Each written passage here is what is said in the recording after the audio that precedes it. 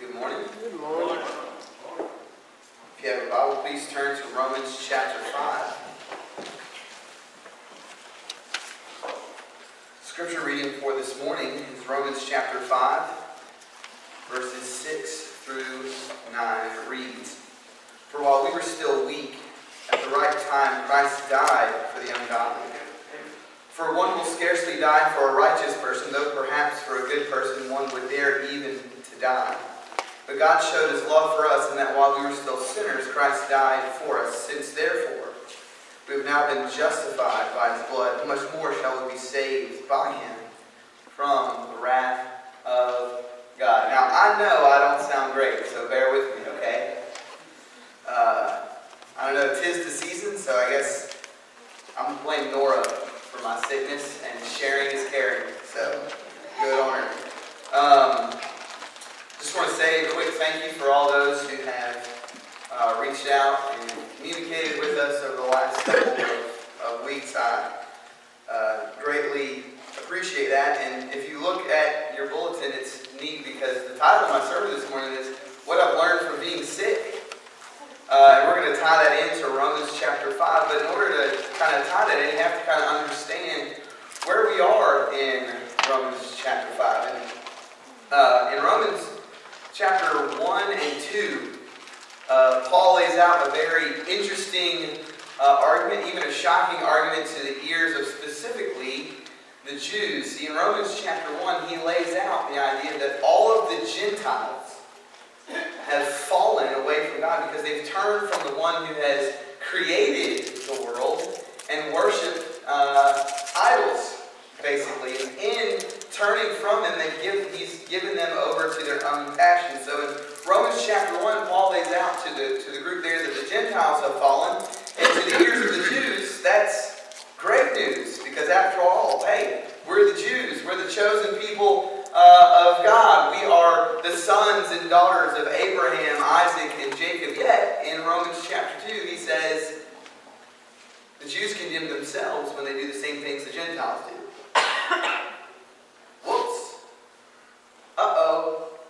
And so in Romans chapter 2, Paul lays out that, hey, all of the Jews have fallen away from God. And in Romans chapter 3, verse 23, he says, basically the key text for Romans chapter 3 is that everybody has fallen short of the glory of God. And to shore up his argument in Romans chapter 4, Paul notes that Abraham's righteousness was not accredited to his law-keeping. It was not accredited to his works, but of his faith. And so in chapter 5, what Paul notes, the main theme in chapter 5 is that those, whether they are Jew or whether they are Gentile, can have peace with God through their faith, regardless of what comes about. And he reminds them of exactly who they were and what they now are. And so that's where we are in Romans chapter 5. And that's where we find ourselves in Romans chapter 5, verse 6 through 9. And you know, in the last week, I don't know if I've ever been this sick. And isn't that what we always say when we get really sick? I don't know if I've ever been this sick. And then, 5 years later, I don't know if I've ever been this sick. But I do tell you, it's what's so interesting about this letter in the book of Romans, and what's so interesting about Romans chapter 2 and Romans chapter 3, and even Romans chapter 4, is that you had a group of people who didn't know that they were sick. I mean, you ever meet people like that? You'll see people, at work or at school, or Joel was talking to me earlier this morning about how he was on a flight and the guy was just, or somebody next to him was just hacking up their lung. And you know what they probably said? I don't think it's really anything. You ever met somebody like that? You can see that their nose is like the color of Rudolph the Red-Nosed Reindeer, right? And it's like, oh, it's nothing. I was sitting at the Minute Clinic, actually, next to somebody who had a really bad cough, and they're like, oh, well, it's just a tickle in my throat. I think I'm all right. Came out of the Minute Clinic, they had the flu. They didn't know that they were sick, and then they didn't want to admit that they were sick, right? And that's exactly what you have with the Jews. From the time that Jesus steps on the scene, and even throughout the ministry of Paul, you have a group of people who believe that they're not sick. And they walk around like they're not sick. And all the signs, whether they're done by Jesus, whether they're talked to by Peter on the day of Pentecost, or whether they're communicated by Paul, point to the fact that they are sick. I wonder how many people we come in contact with inside the church or outside the church. All the signs are there, but they will not admit that they're sick. I mean, how many people do we come in contact with on a day-to-day basis who tell us, one of the things that you should never talk about at the dinner table is religion. Why? Because they don't want to have that conversation, because maybe if they have that conversation, if they have that dialogue, they might find out that they are sick. Or maybe they know that they're sick, they just don't want to talk about the illness. See, that was the Jews' problem. The Jews didn't want to have a conversation about what it meant to follow Jesus. They were just simply satisfied with Abraham, Isaac, and Jacob. They were satisfied with law keeping. They were satisfied with, the system that they were under, and they didn't want to change. Now, how crazy is that? I mean, think about it for a second. On Monday, I started getting a little bit of a cough. Hillary said, "What do you think about going to the doctor?" And us men, right? Not going to the doctor. Not happening. I'm good. I'm all right. It's okay. Tuesday night, wake up at 2 o'clock, and, there you go. I'll just put it that way. How's that sound? What do you think about going to the doctor? No, I think it was something I ate. I don't think it's really any like a virus or anything. Wednesday comes, sinus pressure, headache, on the mat, pretty much, tapping out. Okay, it's probably time that we see somebody.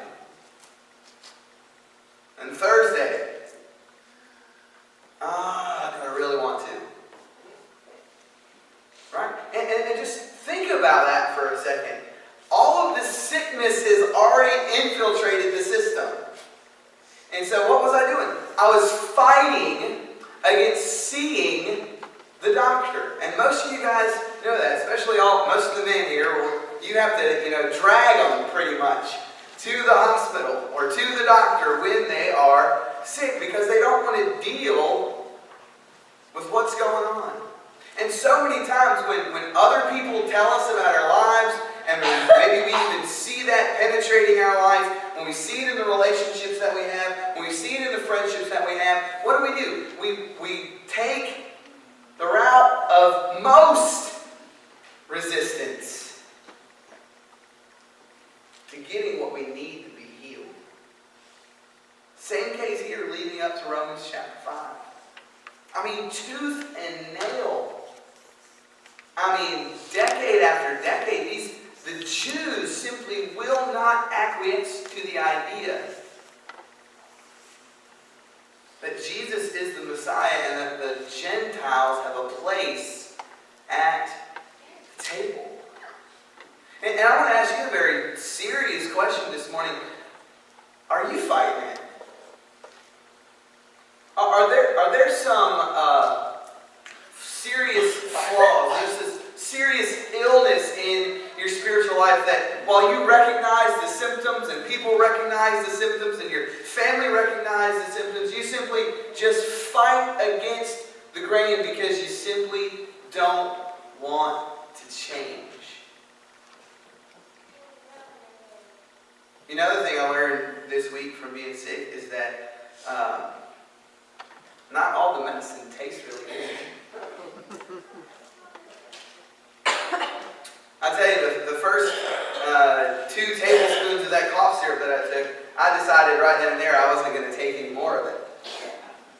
Because it was bad. It's not like the coffee that I drink, 5 times a day, right? Doesn't taste nearly that good. But here's the other thing. While the medicine might not taste great, you're not worried about the initial taste. You're worried about long-term results. What's the long-term effect of this medicine? Right now, I feel 100 times better than I did Tuesday night. Like and Jerry asked me this morning, he said, hey, did you resurrect? I said, no, I resuscitated.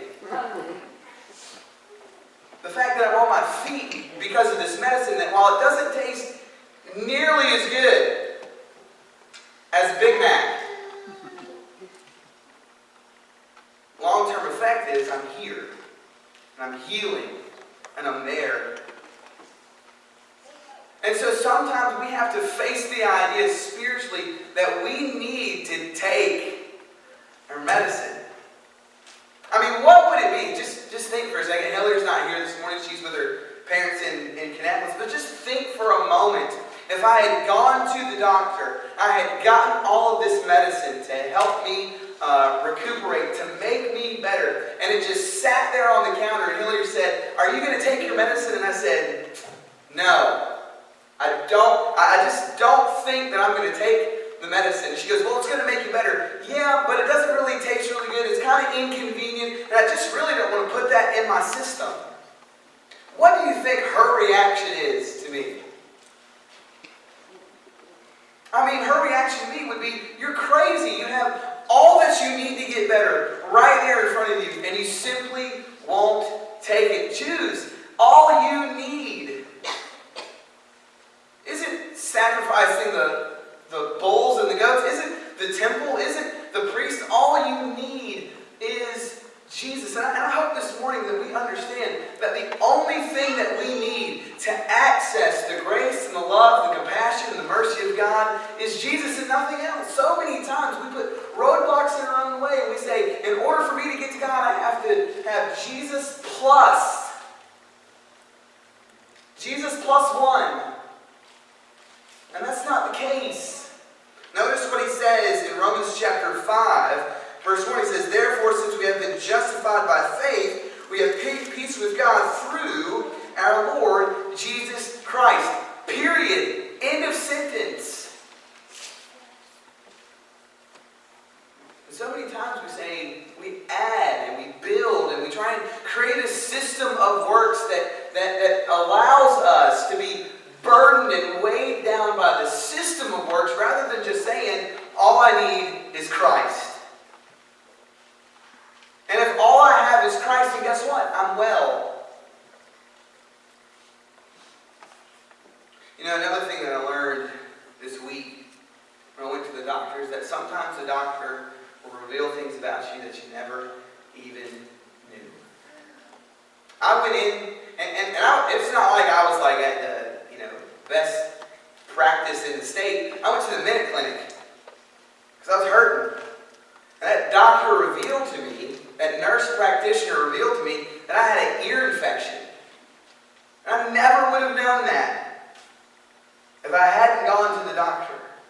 And while my cough might have gotten better and my sinus pressure might have been relieved, guess what? A week or two, 2 weeks, 3 weeks, maybe a month down the line, my ear could have busted. And then where would I have been? Well, I would have been in a pretty good spot because anytime Hillary started to talk to me, I could have just turned this and I can't hear you. No, I'm just kidding. Right? But what could that have led to? Who knows? Definitely some soreness, definitely some pain, maybe loss of hearing, but I'm so thankful for that doctor because that doctor took a look into my ear and said, hey, you've got a serious problem. How long have you known about this? And I said, I have no clue. And that's also what's so great about the great physician. Is that when I peer into his life and when I look into his words and when I interact with his life and his teaching and the things that he says and the things that he does and the people that he encounters and the way in which he encounters those people, it reveals things not just about him, but about me as well. I mean, you look at the gentleman who's actually writing this letter to the Romans, who came in contact with Jesus, who was actually knocked off his high horse, so to speak. And talk about an impact and what Jesus revealed to Paul was that, hey, guess what, Paul, or he said, Saul, Saul, why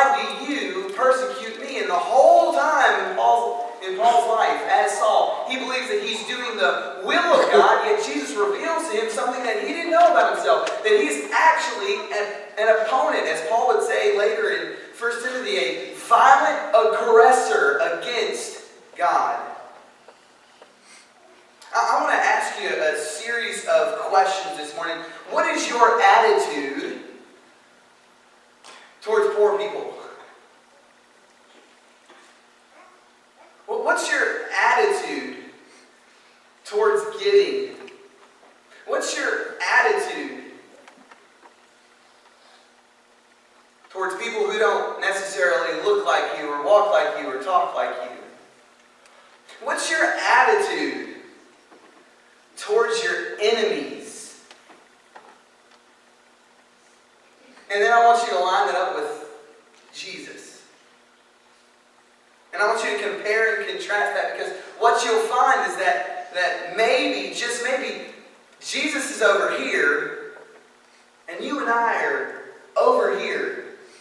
That what Jesus does with his enemies, and that what Jesus does with the poor, and what Jesus does with people that don't look like him and walk like him and talk like him might be radically different than the way that I portray and the way that I think about those things. And so in that, it reveals something about him, but it also reveals something about me. It reveals that maybe the problem, maybe the reason why I'm not growing spiritually is because it's not that Jesus moved away from the gospel, it's that I moved away from the gospel. And if I've moved away from the gospel, then I have to find my way back to it. Amen. Because the gospel is defined by the life and the words and the ministry and the actions of Jesus Christ, not me. Another thing that I learned this week about while being sick is how awesome it feels to be well. You know, I don't know too many people who like being sick. But there are people, though, who are so sick for so long, they believe that they can never get better. You ever come across, I had a very serious conversation with somebody who's recovering from surgery, and just the other day, I talked to this person on the phone, and they said, you know what, I just don't know if I'm ever going to be well. Just the pain and the heartache that you heard in their sentence, and so they basically got to the point where they said, you know what, I just don't know if I'm just going to continue going through A, B, C, or D, the process of getting better. See, because sometimes when you're sick for so long, you believe that there is no cure. And the same thing can happen when we find ourselves in a spiritual state in which we believe that we can't overcome the obstacles that keep us from a closer relationship with Jesus. We say, you know what? Sometimes you hear this. People will throw up their hands and they say, well, that's just the way God made me. Not true. Not even close to being true. Well, that's just, I got the mouth of a sailor. No offense, sailor. That's just the way that I am. Is it? Is it just the way that you are? Is it so ingrained into your person? Is it so ingrained into your makeup that there's no possible way that if you came in contact with the solution to that, you could change? See, I don't believe that for a second. And so I could have sat around, Monday through, yesterday, and said, you know what, I'm so sick, I'm never going to get better, why go to the doctor? But then I'm reminded about how it feels to be completely and totally well. And it makes me thankful for the people who do work in medicine, who have these remedies, so that when I do get sick and I do whimper around the house like a scalded dog, and my wife puts up with it, that I can find a solution to the problem. And I hope you understand this morning, if you're spiritually sick, there's a solution to the problem. And there's a solution that can make you completely and totally well, and it's Jesus. That in His sacrifice and in His resurrection, as Paul lays out in verses 2 through 5, he says, "Through Him we have also obtained access by faith into this grace in which we stand, and we rejoice in hope for the glory of God. Not only that, but we rejoice in our suffering, knowing that our suffering produces endurance, endurance produces character, and character produces hope, and hope does not put us to shame. Because God's love has been poured out into our hearts through the Holy Spirit who has been given to us." He's basically saying to the Roman congregation, you want a circumstance and situation that will cause you to be ripped away from God? You feel like the situation and circumstance you're in is completely hopeless? Wrong. That the remedy, the place that you stand and the ground that you take and the situation that you find yourself in is actually, while things and circumstances and situations around you might be falling apart, the world might be ending, if you find yourself in Christ, that's the best position you could possibly be in. Because you're not sick. You're well. I think sometimes because we are, and we do consider ourselves well, we forget the fact that at one point in time we were sick. And so when I'm well all the time, you know what I do? When I'm not sick and I'm well and my life is vibrant and I have energy, you know what I do? I take that health for granted. I walk around and say, I'll never be sick. I never was sick. And then I treat it as flippant about my health. I take it for granted.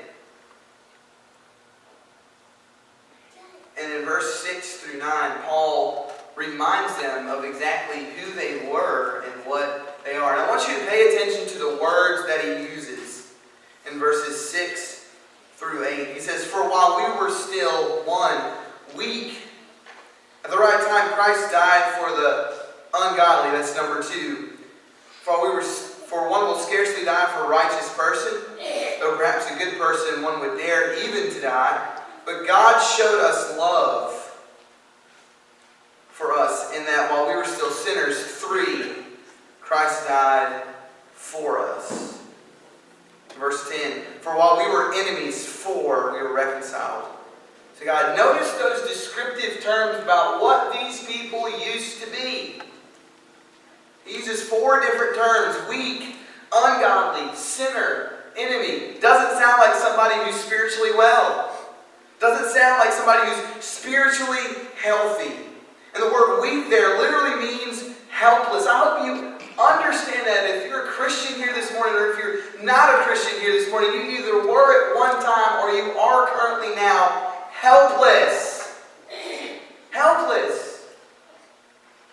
And so many times we try and pair our works and our good deeds with Jesus, and somehow like I was saved because, I did all that I could and then Jesus filled in the rest. No. You did all that you could and you still failed, and Jesus came in and said, "Hey, I'm going to save you not because of who you are, but because of who I am. Not because of what you did, but because of what I have done." Helpless is what that word is. I hope we need to drive that home, that at one point in our life, or maybe you are this morning, helpless. No chance at getting to God because of what we've done. Ungodly word literally means against the nature, the purity, the holiness of God. And see, we trap ourselves sometimes. Because too often I compare myself with other people. We compare ourselves by ourselves. So when we say helpless, we're like, well, I might be helpless, but this person over here is a little bit more helpless than I am. And, I might have been a little bit ungodly, but, I'm not like murdering sinner, anybody? And who's more helpless? The murderer or the liar? Who's more ungodly? The liar or the murderer? While the consequences of those things might be different, the net result of those things are the same. Sinner means missed God's mark. Enemy, while we were still enemies, which means we were opponents of God. Which means the way in which we lived, the way in which we talked, and by our actions, we set ourselves up against God. That was the state in which we were. That is the state in which Paul has made clear from Romans chapter 1 to Romans chapter 4 that both Jew and Gentile fall into. But notice, in the middle, at the start of verse 8, it says, though perhaps for a good person one would dare to die, but there's a beginning of a transition that takes place here. But God showed His love. Now, I don't know about you, but if there was somebody opposite me that was an enemy, that was helpless, and that was weak, I don't show love to them. Because we're told by the world, and we're told even in competitive sports, that once you get the enemy down, once you get the opposition down, you don't let them back up. That once you get your enemy in a position where you can compromise them, in which you can even blackmail them, in which you can even use them to your advantage, the world tells us that's what you're supposed to do. God had us in the weakest point of our existence, in which the ultimate penalty would have been His wrath, which I can't even begin to comprehend what that looks like.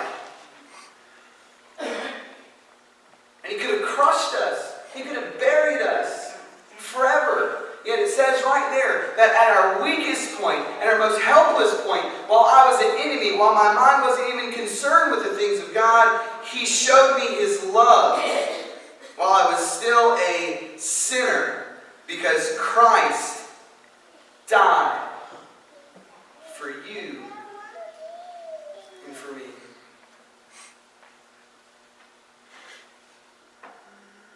And so often we tell ourselves that we shouldn't think back to the times in which we weren't Christians, and I completely and totally disagree. Because when I look back at my own life, and I hope that when you look back at your own life and you just see the way in which you lived, that it helps you, love that much more the sacrifice of Jesus. It makes you appreciate it more, than it helps you covet it more, and it causes you to push deeper into a relationship with God, not on the basis of necessarily your good works now, but the fact that He rescued you and rescued me. He rescued us from ourselves. And says, since, therefore now we have been justified. Notice the words, now that He's going to use. What we used to be and now what we are. In verse number 8 He says, but God showed us His love, number 1. And since therefore we have now been justified, number 2, how much more will we be saved, number 3 and 4? If while we were enemies we were reconciled, number 4. You see the comparison there? One set of who we were weak, ungodly, helpless sinners, and now we are saved, we are loved, we are justified, and we are reconciled. Praise be to God for those words. That in my wretched state, in my sickness of sin, He loved me. He agape me to the point where he allowed his son to die. And I am now justified, meaning that now that when I approach God and when God looks at me, he no longer sees the sin. He looks at me as though I have not sinned on the basis of Jesus' sacrifice. And so he has saved me, he has rescued me. He has rescued the perishing, as though you remember the image of, I can't help but think of the image of the Titanic and all those people in the water as the rescue boats would ride by, they'd throw out life rafts to people who were drowning. He is reconciled, and I love this word. Because this word reconciled means to reunite two estranged parties. Two parties that were estranged, two parties that were broken up, who haven't seen each other, who haven't met, who haven't communicated, who haven't talked in some time, who haven't fellowshipped in a while. Because of what Jesus did on the cross and because of what had taken place with the empty tomb, me and God, you and God can now be one. I'm no longer sick. I'm a saint. I'm no longer helpless because he was helpful. And notice the last verses here. It says, more than that, we also rejoice in God through our Lord Jesus Christ, through whom we have now received reconciliation. I want to ask you a question. When was the last time you rejoiced over your salvation? Or do you take it for granted? And I know it would have really been cool if I was up here and I was 100% healthy and I could say, hey, now I'm 100% healthy and it would have just been a great sermon illustration. But I tell you what, I look forward to the day where this ain't going on. I look forward also to the day where there is no sickness, where there are no tears, where there is no sorrow, there is no pain. We no longer have to walk in buildings where caskets are laid out and flowers are arranged. But we simply sit or stand or do whatever and we worship together with God, where every day is a Sunday. But that can only take place if we are well spiritually. And see, I hope this morning that we aren't like the Jewish people. I hope we don't think that we're well when we're really not. I hope we don't constantly come and view God's Word as the remedy for our souls, and we look at that medicine and we say, oh, you know what, I read that and I just don't like the way that it tastes. Or that we have this catalog of remedies, right? Spiritual practices that will help us grow and help us grow closer to God, and say, you know what, I've got it. But it just sits. And it's never opened, it's never taken, it's never devoured. It's never ingested. It's never used for the purpose by which it's been designed. I hope we appreciate our spiritual health if we're whole. And I hope we remember the times in which we were sick so that we can more greatly appreciate the sacrifice and the remedy given to us. And these are all things that I've learned this week just from having a virus. I've had a lot of time to sit down and think. I hope this morning you don't take what God's given us through Jesus lightly. I hope we don't view that flippantly. And I hope if we need to, we respond to it immediately this morning as we stand.